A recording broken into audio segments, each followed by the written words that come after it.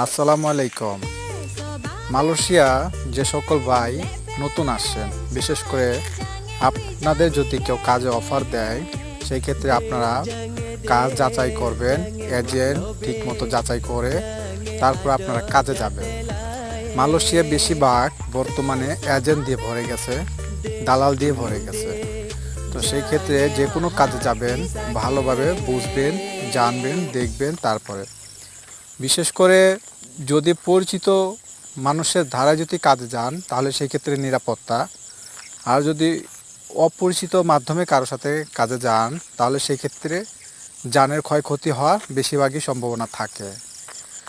তো কাজেই যে সকল ভাইরা নতুন আসছেন বুঝে শুনে কাজ করবেন, বুঝে শুনে কাজে যাবেন, নিজের জানের দিকে খেয়াল রাখবেন এবং সময় ক্ষেত্রে বুঝে বুঝে কাজ করা এটা সবার জন্যই ভালো।